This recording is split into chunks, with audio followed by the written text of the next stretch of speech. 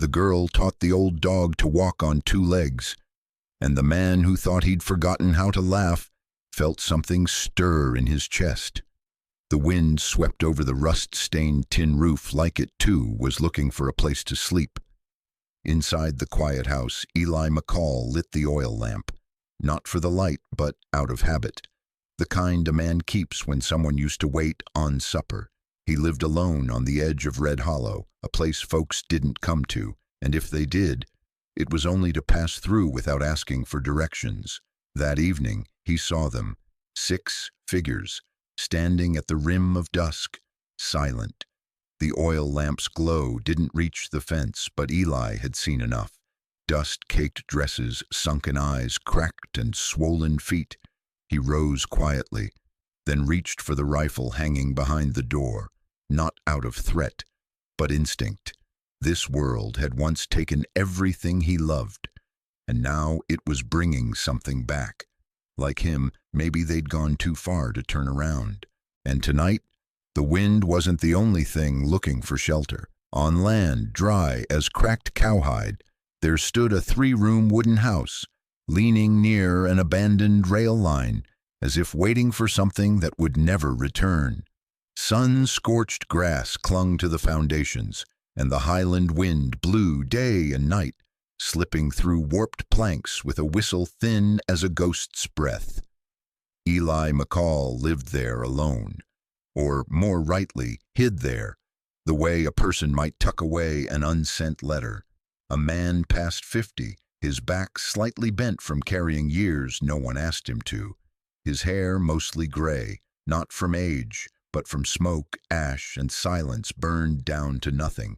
He shared the place with an old dog named Boone, like him, too tired to bark at anything anymore. Each morning, Eli poured a little water into a tin bowl for Boone, then poured his own into a chipped enamel mug. No words. The sun rose. Another day, like all the ones before. The house had no open windows, every pane thick with dust, some covered with burlap. Once a traveling handyman passed by, asked if Eli needed new boards or fresh paint. He only shook his head. The last time someone knocked on that door was 7 years ago. Since then, wind had been the only sound Eli kept. Behind the house, on the fence line, a little lavender dress still hung from a sun-bleached rope. When the wind blew, it lifted gently, like a child's hand had just touched it. It belonged to Eli's daughter, Clara, who used to twirl on the porch with her braided hair swinging before the fire swallowed her mother and their second home over the ridge. Eli never took the dress down, not because he forgot, but because he feared folding it would mean folding away a whole life. Boone had a habit of lying under the porch, eyes half-lidded like he wasn't asleep, but wasn't fully awake either. Sometimes Eli sat beside him on the wooden rocker, the one his wife used to sew shirts in before the fire. In his hand, a small worn dagger, dulled from carving nonsense shapes into the table, the chair, or any wood that could anchor him from slipping into forgetting. Day bled into day through small, quiet acts repeated until time stopped knocking. In the distance, the purple mountains at the horizon never seemed to move. The rail line that once cut across Eli's land hadn't seen a train in years. Only rusted tracks, grass poking through the ties, and now and then a strange clanging sound, like an echo from another world. Each evening, Eli walked the fence, checking for rot. Not to keep cattle in, but because the fence was the one thing still keeping him tethered to the world. The only thing he knew how to fix. Sometimes the wind slammed the old stable door open. Eli would walk out, shut it again, and return inside without a word, as if each time he was closing a door from the past, trying to blow its way back in. That house had no laughter, no footsteps, no supper set for two. But it had Eli and Boone and a silence only those who've lost everything could understand and know what it cost to keep it. And in that dusty air, under burnt sunlight and the scent of old timber, Eli lived. Not because he wanted to, but because death had never knocked on the right door. That afternoon, the wind had gone still. The sun poured straight down like fire from heaven, scorching the red dirt road until it blistered like burned skin. Boone lay wheezing in the shade of the porch, ears twitching slightly each time flies buzzed near his muzzle. Eli had just finished retying the pulley rope for the well, the one that still dripped water even though summer had sucked the earth dry, when he stopped. There was a sound. Barely more than a whisper, it scratched through the silence like a splinter down dry wood. He looked up. Along the red dust path that led from the forest, 6 figures were taking shape in the evening glare. They moved slowly, unevenly, with stumbles in their steps, as if each carried a weight far heavier than their bodies.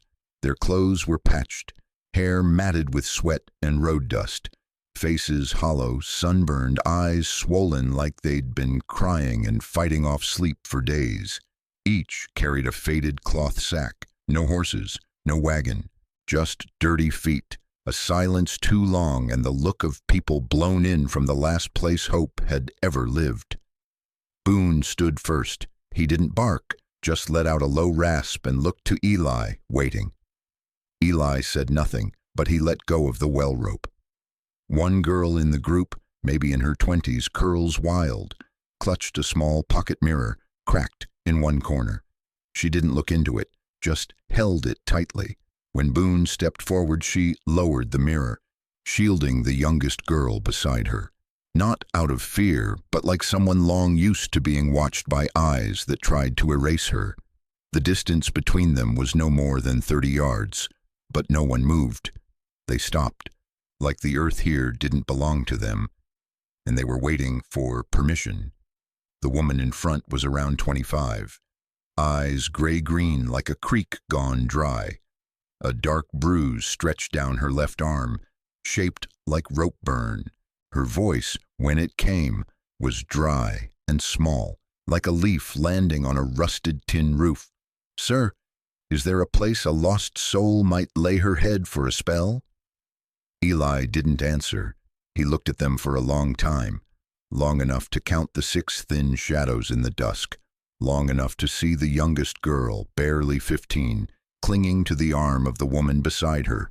That look in her eyes, it was the same as Clara's in a dream Eli had not long ago, the only one he hadn't woken up from too soon. He turned, crossed the yard, walked straight to the old stable door. The hinges groaned as he pushed it open, like a voice trying to protest and being smothered.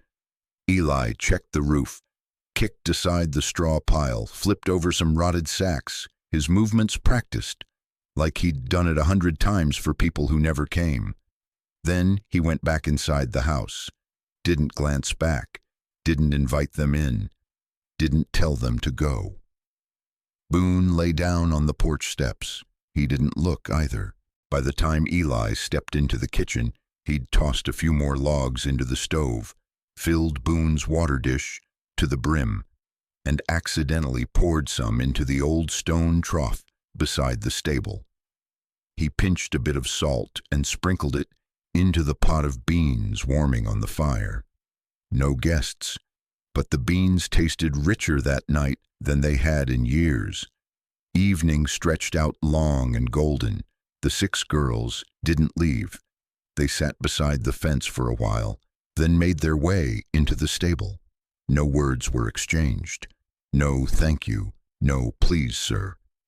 Just the silence of people who knew that one wrong word might get them thrown back out again. Eli sat at the window, didn't look outside, but when the sun fully dipped, he got up, walked back to the kitchen and added one more scoop of water to the beans. The next morning, just as the sun crested over the ridge, an unfamiliar sound came from the direction of the stable. Eli, still holding his cup of coffee, froze mid-step. It wasn't a horse, nor Boone scratching the dirt as he often did. It was the sound of bristles scraping wood, a broom striking dust, the hush of people cleaning things no one had asked them to. Through the cracked door he saw the 6 girls moving like they belonged there all along. Lauren, the oldest, stood atop a wooden crate, carefully patching the torn tarp over the stable roof. Her hand was bandaged, the cracked skin at her wrist betraying a fall that hadn't yet healed. May, the youngest, crouched low, picking up rusty nails one by one, dropping them into an old tin can as though each was a broken thing worth saving. Another girl, tall, hair tied back, wearing a faded shirt knotted at the waist, was dragging out moldy straw to let it dry in the sun. As Eli crossed the yard, she glanced at him, hands still working. No greeting passed between them, just a quiet nod, like two people who had long made peace with silence. Eli stepped into the kitchen. The scent of yesterday's beans still lingered. There was no reason to keep them. He ladled out 7 servings, 6 in small clay bowls, 1 in the battered tin for Boone. His hand trembled slightly as he carried the 6th bowl. Not from age, but because his fingers hadn't done something for someone else in so long, and he feared what it meant that it didn't feel strange anymore. That noon, the girls ate outside the stable. Boone sat in the middle of the yard, not barking, just watching, with that old dog look that knew more than words ever told. By sundown, Eli carried a bundle of old blankets wrapped in a faded canvas tarp and stood for a long while at the door. No one had asked. No one had spoken. But when he looked toward the stable and saw a clean curtain swaying gently in the doorway, he understood. They had tried to make the place decent, even if it was only for one night. He laid the blankets down near the wall. Didn't knock. Didn't gesture. It wasn't courtesy. He just knew how the red hollow cold sank deep into bone at night, especially when folks had walked too far to remember the way back. The next morning, the 6 bowls on the kitchen table were washed, turned upside down neatly. No one had entered the house, but the dishes spoke for them. A sprig of sage had been placed gently on the porch step. Boone licked the hand of the girl with the tied-back hair before ambling back into the shade. She didn't pet him, just watched him go, then knelt to inspect a loose board at the base of the stable, like she'd always worked quietly in places where her name had never been spoken. Day by day, the stable changed. Broken boards were propped up with old timber from the shed. A torn curtain was scrubbed clean and hung like a soft veil over the doorway. Once Eli caught the curly-haired girl, the one who always trailed behind, sewing the broken handle back onto a water bucket. She didn't look at him, and he didn't ask her name. Each of them came with their own wounds, some fresh, some long scarred, but they didn't beg, they didn't weep for pity. They had learned how to survive in silence, like he had. On the 3rd afternoon, as Eli crossed the yard, he saw May sitting alone beneath the small birch tree. She stared at the broken swing hanging crooked in the middle of the yard, a long plank, 2 frayed ropes, swaying slightly whenever the wind stirred. She didn't ask anything, she just stared, with the look of a child listening to someone retell a dream they used to have, and lost. That night, Eli sat by the window. Boone slept at his feet. The oil lamp cast a small, warm glow across the room, long used to darkness. There was no laughter, no thank you, no "we'll be gone soon." But the next morning, Eli still set out 6 bowls, and for the first time in years, he cracked a window. Let the wind blow in, even just for a moment. That morning, the wind didn't stir, only sunlight, clear and yellow like fresh churned butter, spilled across the earth. The air smelled of dry sweat, crushed weeds, and faint smoke from the brick stove out back. Boone lay lazily on the porch step, head resting on one paw, eyes half shut. He was used to the scent of people now, no longer wary, but not yet trusting. Eli was fixing the woodshed roof when he heard it. Laughter, not loud, not ringing, just a sound like a shard of glass falling into an empty water pail. Small, but it sent ripples through the dirt. He looked up, hammer still in hand. Out in the yard, May crouched, holding a fried biscuit, coaxing Boone with a tilt of her head and a whisper in her voice. Somehow, he stood on two legs, not for long, not steady, but long enough for the girl to laugh, full and sudden, as if the sunlight had punched through her chest. May clapped, scooted back on all fours, held out another crumb. "Come on, old man," she called, voice raspy but sweet like a dried plum. Boone wobbled, rose again, this time longer. He toppled with a thud, haunches hitting the dirt, snorting, and May laughed so hard her eyes watered. That little girl, the one who sat for hours watching a broken swing as though it whispered her own forgotten dreams, was now alive, laughing, calling a dog's name in the unguarded voice of someone who hadn't yet been hardened by the world. Eli didn't laugh, but he didn't look away. After lunch, he walked into the old storage shed. The air was damp, light filtering through cracks in the planks, enough to make the dust rise like smoke from an old memory. In the far corner, behind broken crates and mildewed rope, he pulled out a rusted tin box with a lock that no longer clicked. It was something he'd buried, not in the ground, but in his mind. Inside were things no one would think worth keeping: a pair of tiny green wool socks, a wooden toy knife with its spine snapped, a few curls of hair tied with a pink ribbon, and a faded handkerchief embroidered so long ago the lilac thread had nearly vanished. Clara, summer 1879. Clara had sat on the porch that afternoon, legs swinging from the tall chair, humming while she stitched the letters. He remembered because she kept asking, "Daddy, is this one straight?" Each stitch was clumsy, but she smiled like she was sewing the summer sky back into place. That was the last summer. After the funeral, after the rough stone marker was placed on the hill, and someone said, "These things pass," Eli stuffed the handkerchief into the box and never opened it again. He never washed it, not because it might fall apart, but because he couldn't bear to lose the scent of her.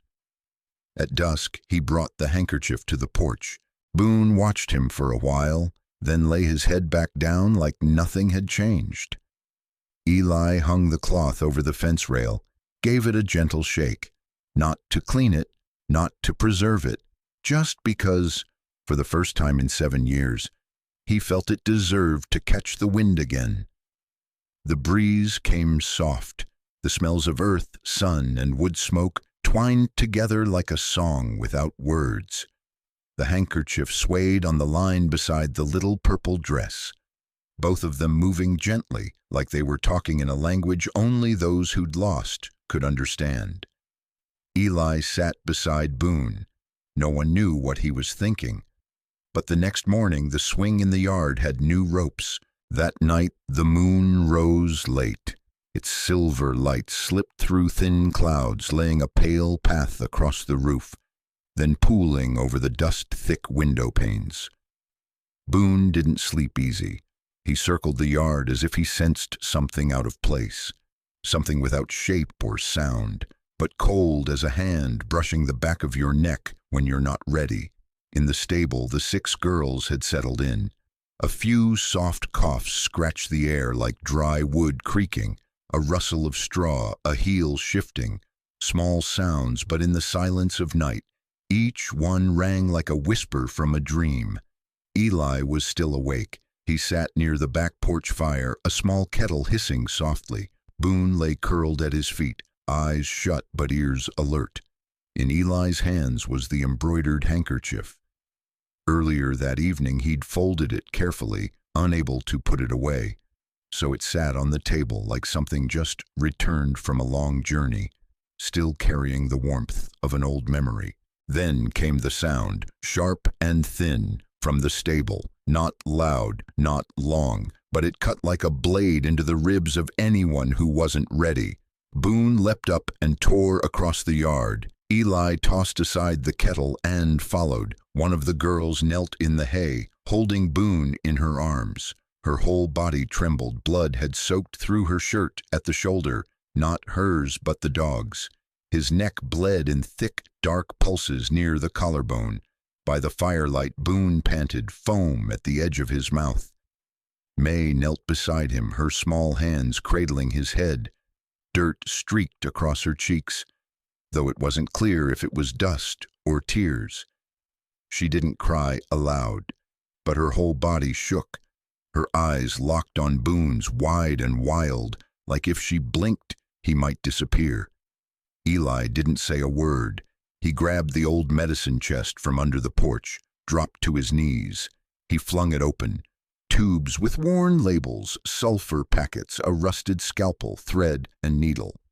His hands didn't shake. He moved fast, so fast that May finally looked up. No one knew this, but Eli had once been a medic's aide in the army, long before the fire, before the silence.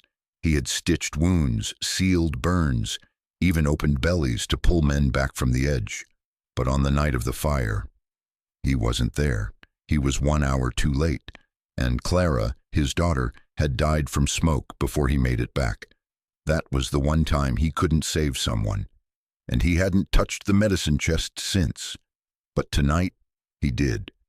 He drained the poisoned blood, cleaned the wound, wrapped it tight.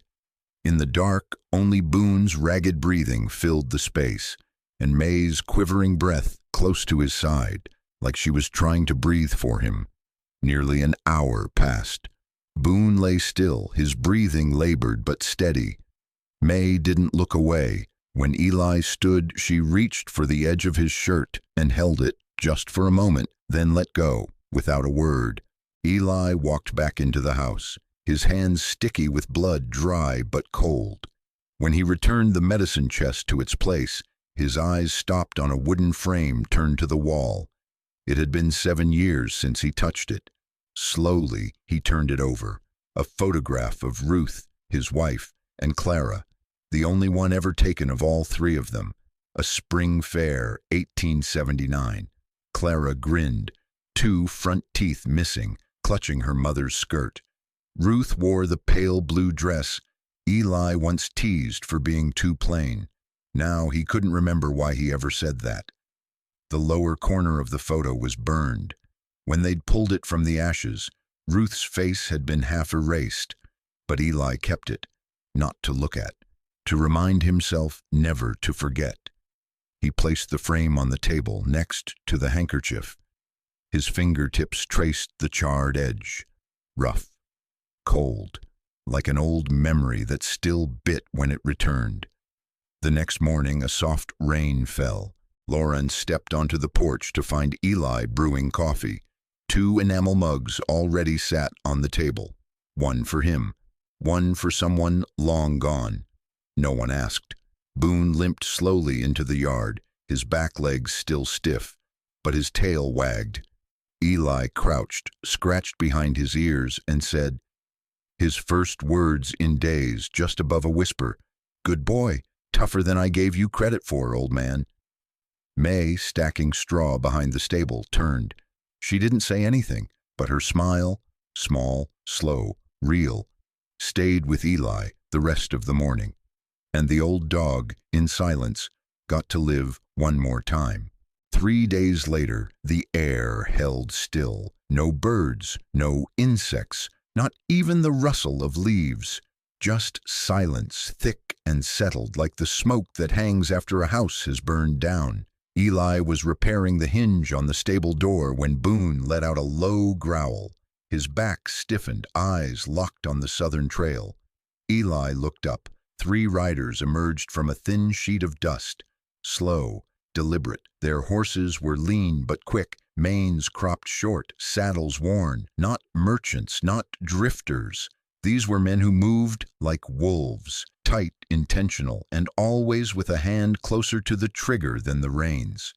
The one in the center was squat and broad, face clean-shaven like an old soldier, shoulder still stained with a splash of dried blood.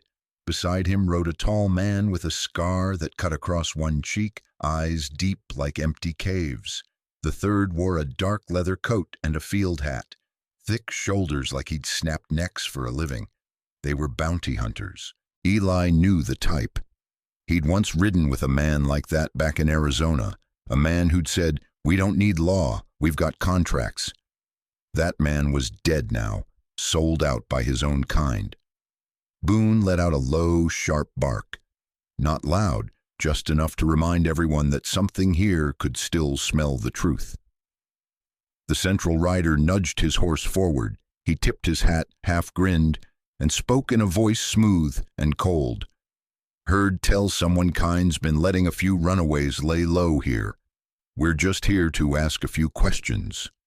Eli didn't move, hammer still in hand, his eyes unblinking. Loran stepped out of the house, basket of eggs in hand. She stopped in the middle of the yard. May crouched behind the stable door, both hands gripping Boone's leash tight. The dog growled in his throat, planting himself between danger and the people. "No one invited you," Eli said. His voice wasn't loud, but every word struck the ground like a fence post. The man shrugged. "Well now, those 6 girls signed a contract with the Silver Vulture Troop back in Red Hollow. Might have slipped your notice, but their employer still wants back what he paid for." He held out a crumpled sheet. No seal, no court stamp, just a few lines scribbled by hand. Eli didn't look. His eyes had shifted, now resting on the scar-faced man, whose fingers sat too close to the butt of his gun. A memory flashed. Winter of '74, a nameless border town, a brown-skinned girl hiding behind a crate, and a man like that, laughing, then naming his price. "This is my land," Eli said slowly. "Those I welcome stay, those I don't should turn around while there's still daylight."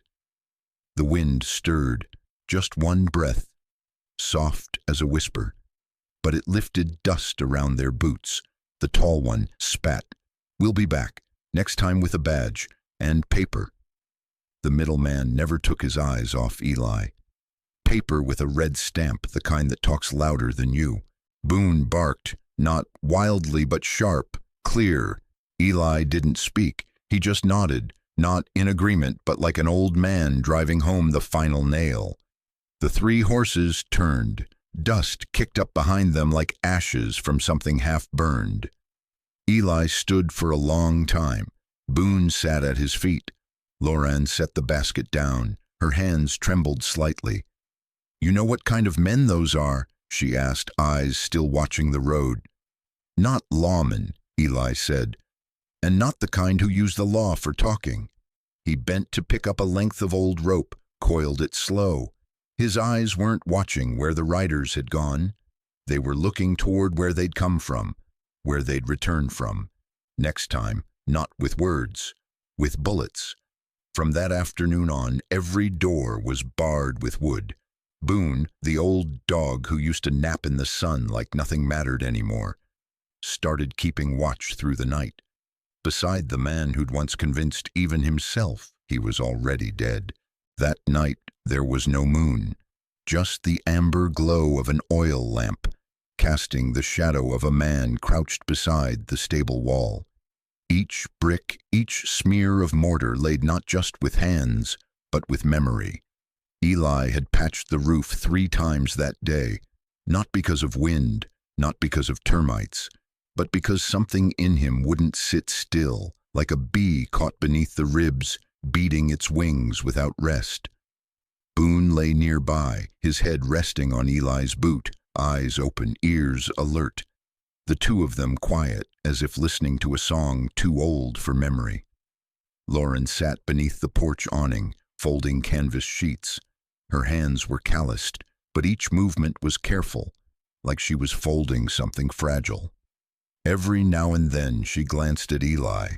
She didn't ask anything, only waited, as if hoping for a word she knew would never be spoken. At last she stood, walked slowly to him. "They'll come back?" Her voice wasn't scared, just steady, seeking confirmation of what her heart already knew. Eli didn't look up, but this time his answer came without pause. "They will." The words weren't laced with dread. They were preparation. He stayed crouched, hand pressing a brick into place, but his gaze had already moved far beyond the fence, past the horizon to where he knew hooves would return.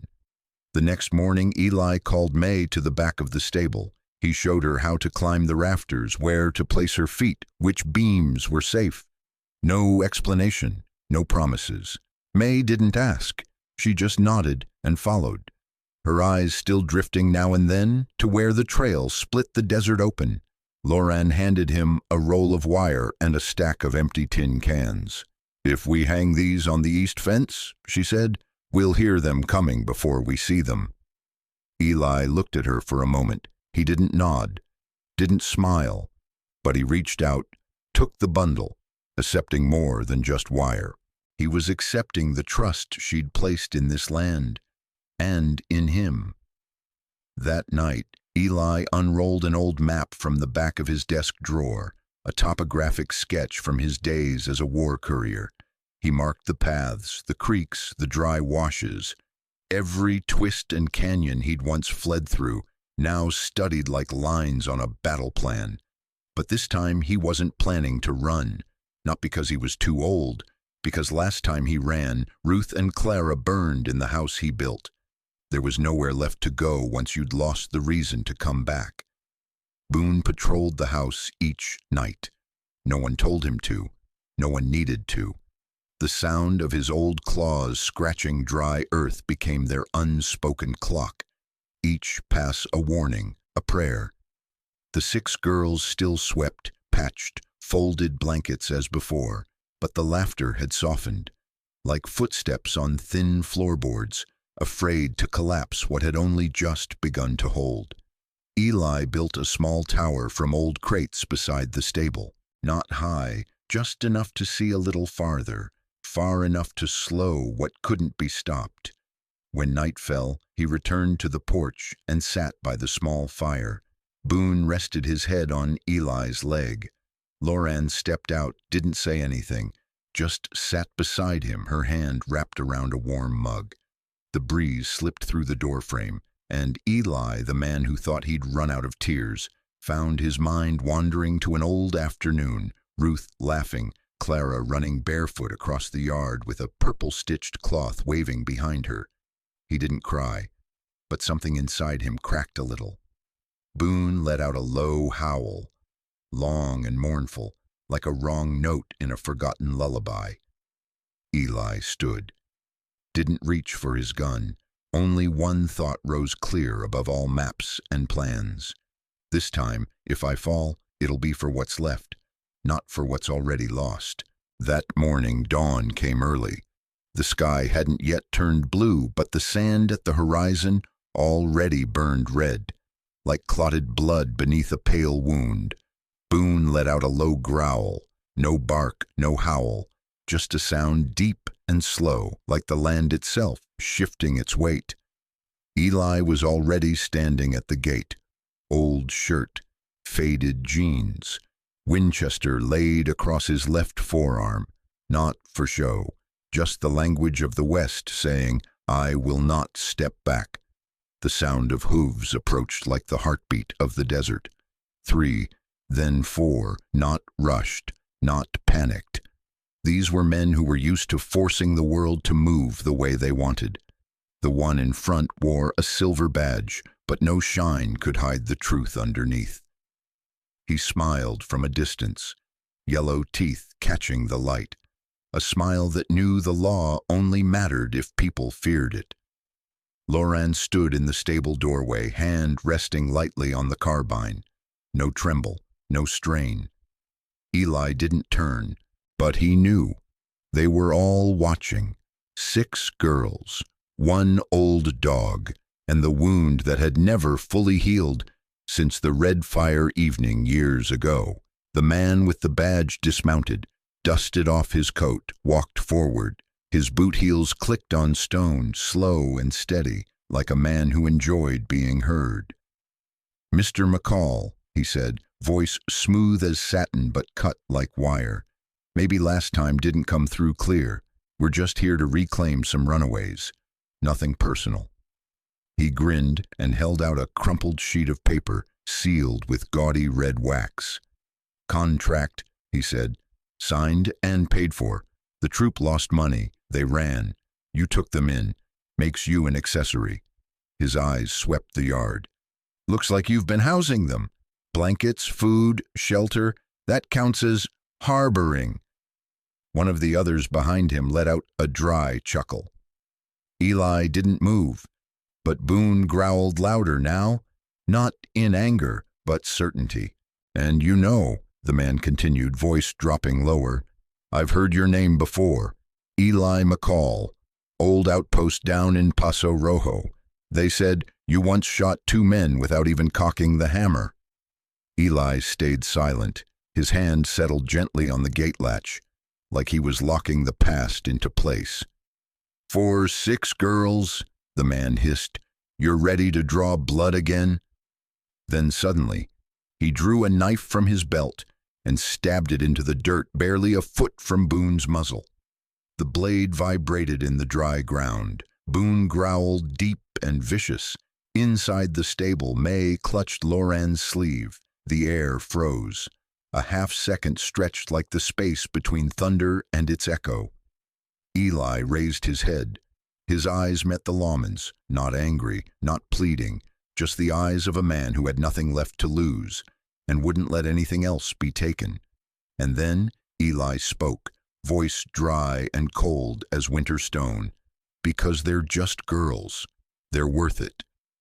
The lawman hesitated. Something in Eli's gaze made him step back. It wasn't the rifle, it wasn't the dog, it was memory. The name Eli McCall, whispered in places where men turned away from campfires, stories of how he'd carried a friend's body from the ruins of a blown depot, left no survivors, then vanished. No one had found him since, and no one had dared try. The man stared harder, his face twitched, then he spat. "Remember your face, McCall." His voice shrank. "I remember it." No gunshots came. Not because they couldn't, but because some deaths are quieter than bullets, and far more terrifying. Boone didn't stop growling as the 3 horses turned and disappeared into the red dust. Eli turned and walked back into the yard. Didn't speak, but his stride was firm now. No more hesitation. Loran lowered her rifle. May ran to Boone and buried her face in his side.